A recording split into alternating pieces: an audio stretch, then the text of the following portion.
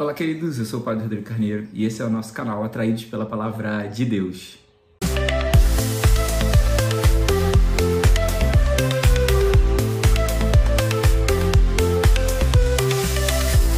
Bem, sejam muito bem-vindos ao nosso canal. Mais uma vez, o canto da primavera, os pássaros cantando. Então, seja muito bem-vindo, você que é um atraído pela Palavra de Deus e que já está aí com a gente participando desse nosso itinerário no nosso canal. Você que vem fazendo essa experiência de alimentar-se, e a gente vai falar um pouco disso hoje também, de alimentar-se, alimentar a alma, alimentar-se da Palavra de Deus. Bem, a liturgia de hoje, desse 29º domingo, ela vai falar sobre os tipos de trabalho na igreja, entre aspas, assim, né? Porque vai dizer, pela primeira leitura, que uns vão à batalha, porque Moisés vai mandar Josué e os homens para a batalha, mas ele vai ficar para interceder por eles, ele vai ficar para a oração, ele vai ficar intercedendo na oração, junto com Arão e Hur. E aí a gente vê então que a oração, ela é sustento para a batalha, porque enquanto Moisés estava com o braço levantado, Israel vencia. Quando o braço dele se cansava e baixava, os amalecitas venciam. Então, ou seja, a intercessão é sustento para a batalha. Então, para os missionários, para quem evangeliza, para quem anuncia, para os trabalhos da igreja acontecerem, é preciso que haja, oração. A igreja não batalha sem intercessores. Ou seja, se não tiver intercessão, se não tiver oração, vai cair, vai sucumbir. E aí fica a pergunta, onde é que está na igreja o povo da oração? Onde é que está na igreja o povo da intercessão? Porque uma coisa que eu sinto muita falta hoje, graças a Deus, isso ainda tem acontecido, mas é muito pouco. Mas eu sinto muita falta na igreja em geral de pessoas que sejam de oração e de intercessão, para chegar e falar, olha, eu estava rezando por você e Deus me falou isso. Onde é que está isso? Eu rezei por você e Deus me falou isso. Olha, eu estava rezando por você e Deus me mostrou tal coisa. Onde é que está isso na igreja? Isso está se perdendo, porque a gente está se tornando só um povo de batalha, um povo de ação, um povo de atitude, um povo que faz, e está esquecendo do outro lado que é tão importante quanto ou mais, porque não se batalha sem oração. A igreja não faz nada sem oração, a igreja não caminha sem oração.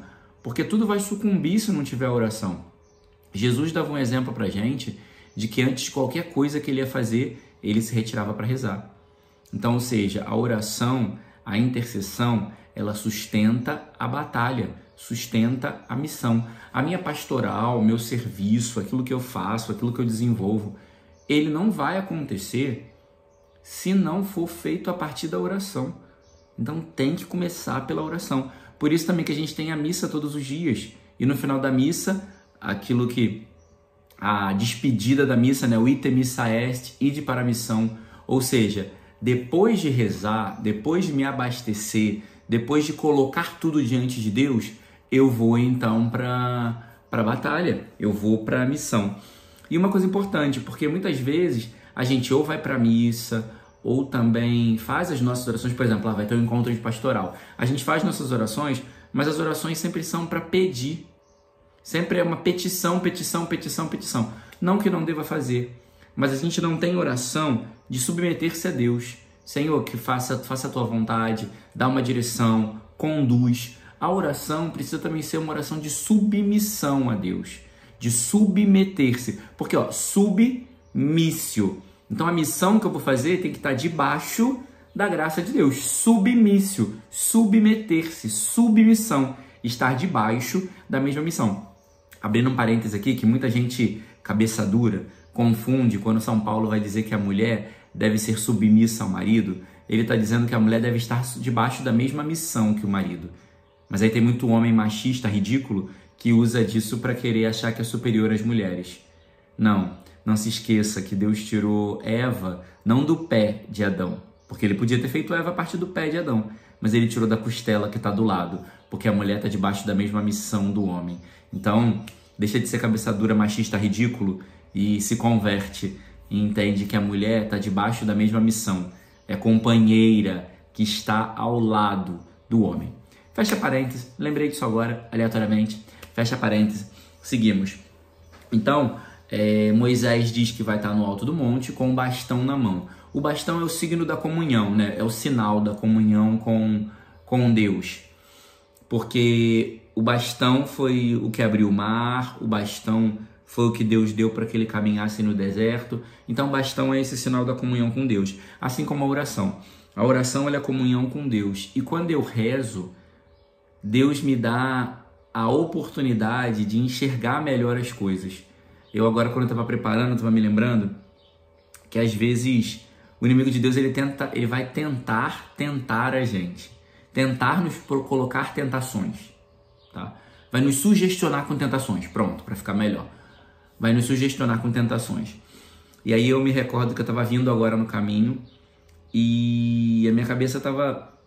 Parei um pouco para pensar livre e a minha cabeça começou a pensar umas coisas aleatórias e esquisitas e chatas. Coisas que às vezes eu penso e que me chateiam, que me deixam triste, assim. E às vezes nesse tempo também dá saudade e tal. Comecei a pensar umas coisas assim. E aí minha cabeça começou a criar várias situações. E aí, no meio disso tudo, chegou uma mensagem no meu celular. Justamente de uma pessoa que eu tava sentindo um pouco de saudade, assim. E chegou uma mensagem de uma pessoa.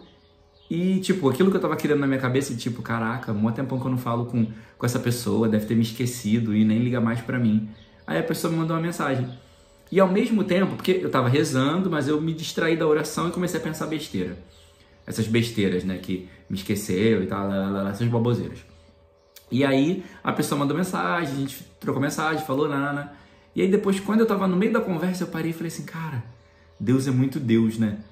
Porque ele tocou no coração da pessoa para me mandar mensagem, justamente para me tirar daquela coisa que eu tava me metendo.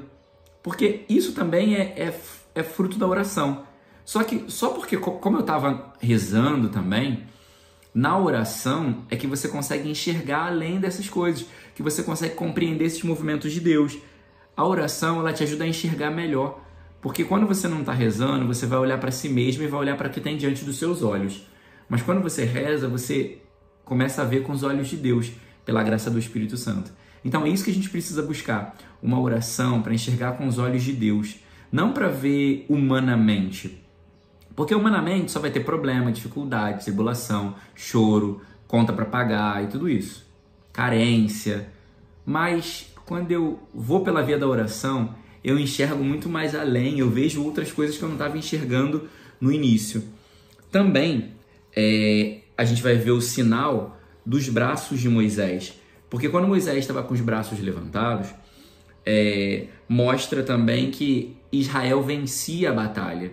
Então, ou seja, quando Moisés, o braço levantado, também era um sinal de conexão com Deus. A gente pode ver isso, entender dessa forma. Então, quando Moisés estava em conexão com Deus, Israel vencia, ou seja, as batalhas eram vencidas. Quando ele baixava o braço, se perdia a conexão.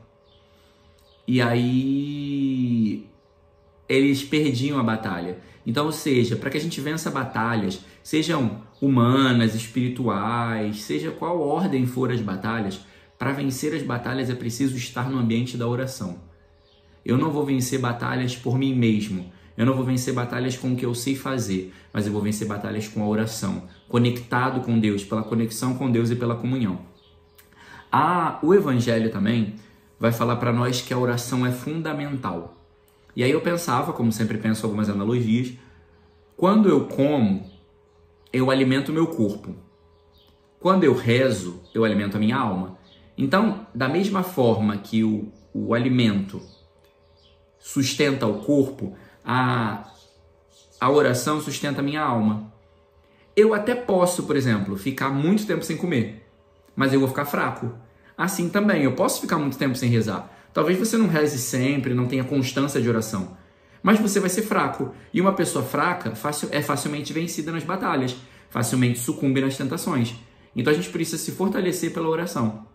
Eu via esses dias, logo assim que eu cheguei aqui, eu fui dar unção dos enfermos numa pessoa, um senhorzinho que estava 7 dias sem comer, porque ele tinha um câncer muito sério, severo no estômago, já não estava mais alimentando ele, já não alimentava, já não bebia. Depois, obviamente, ele morreu 2 dias depois que eu dei a unção, mais ou menos.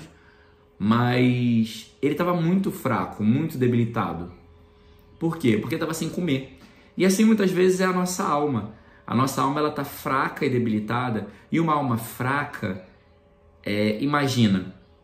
Lembrei agora do filho mais novo, da parábola do filho pródigo. Quando ele estava com muita fome, o que ele quis? Disputar a comida com lavagem com os porcos. Então isso também, quando a minha alma está fraca, desejando alimentar-se, ela muitas vezes vai buscar a primeira coisa que aparece. Ela vai buscar o primeiro alimento que aparece para ela. E às vezes o primeiro alimento que aparece é o pecado, é um prazer, é uma satisfação momentânea. Então por isso que a nossa alma tem que estar fortificada. A gente não pode... Vou até anotar isso aqui para a pregação de domingo, que eu pensei agora. Alma fortificada e disputar a lavagem. Para eu não esquecer, que eu gostei disso aqui agora. Desculpa aí.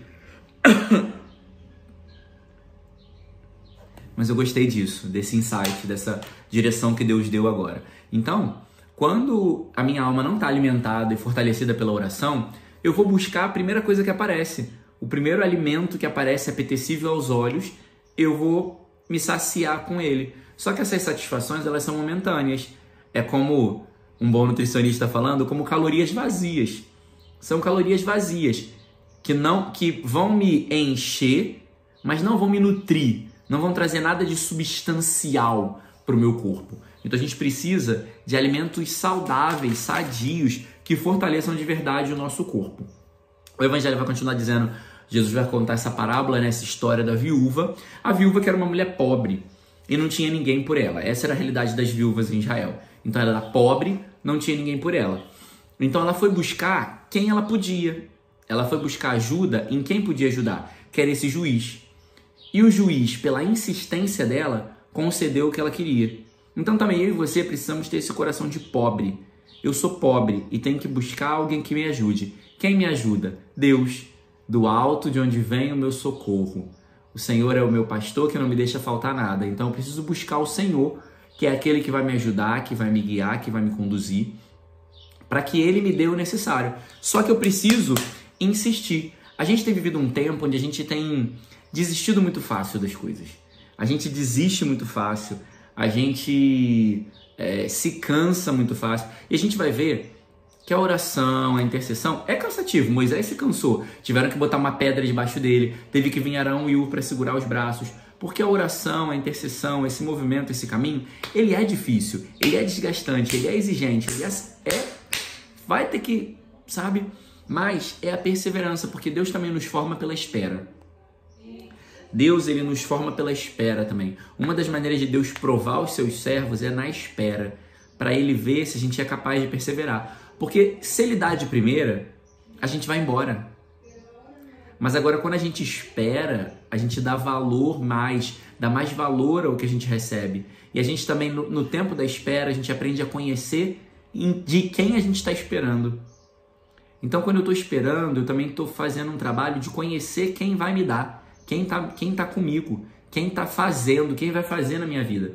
Então, a espera também é uma prova, é um tempo de Deus, mas eu tenho que esperar também em oração. E, por fim, a gente vai ver que intercessão, ela cansa.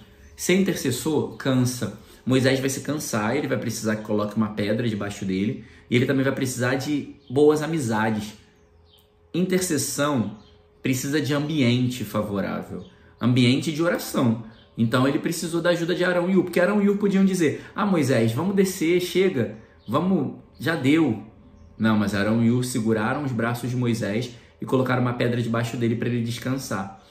Então também, intercessor precisa de ambiente. E Moisés, aí eu me lembro sempre disso, que Moisés era a figura do sacerdote do Antigo Testamento.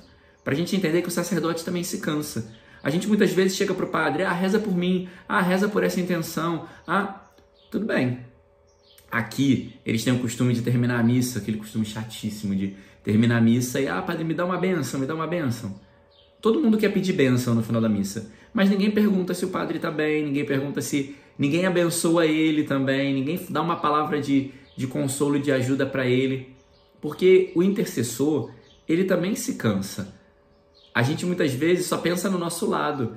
pensa que não recebeu o que queria, não foi tratado como queria, não foi respondido na hora que queria, porque o padre não me respondeu, o padre não me atendeu, o padre não falou comigo. A gente só pensa na gente, mas a gente não pensa no lado do outro, que também se cansa, que também tem suas dificuldades, que também tem suas limitações. E quem está intercedendo e olhando por ele? É muito difícil encontrar isso, porque é raro e difícil encontrar pessoas que estejam conscientes disso e que rezem pelo sacerdote e que peçam também por ele. Porque a gente só pensa em nós, no que eu quero, no que eu preciso, no que eu tô... Mas a gente tem que aprender também que o intercessor, ele também se cansa, ele também precisa de ajuda, ele também precisa ser amparado, ele também precisa de oração, ele também precisa ser ajudado, uma mão tem que ser estendida para ele também, alguém tem que segurar esses braços para poder se manter de pé. Porque a vitória vem quando o intercessor está de pé rezando, quando o intercessor está na frente da batalha. Mas esse intercessor precisa de ajuda, ele precisa ser sustentado e ajudado. Então que a gente também, nesse caminho de aprendizado, a gente também não pense tanto em nós, mas também é aquela máxima que o Senhor fala, né? Também tenta se colocar no lugar do outro, pensar que talvez o outro precise também de ajuda, que o outro precisa de oração. Não pense só que é só você que precisa de oração, mas o outro também precisa, o outro também deve ser ajudado. Então é essa comunhão também, a gente falou muito de comunhão com Deus, né? Porque a oração é conexão com Deus. Mas um fruto da oração, depois de me conectar com Deus, ela também precisa me conectar com os irmãos. Ela precisa me fazer mais caridoso e amoroso com as pessoas que estão ao meu redor. Precisa me fazer mais preocupado com as pessoas que estão ao meu redor. Então se preocupe também um pouco com as pessoas que estão ao seu lado. Reze também por essas pessoas. Peça a Deus por elas. Não pense só em você e no que você precisa, mas também no que os outros precisam e necessitam. Louvado seja nosso Senhor Jesus Cristo, para sempre seja louvado.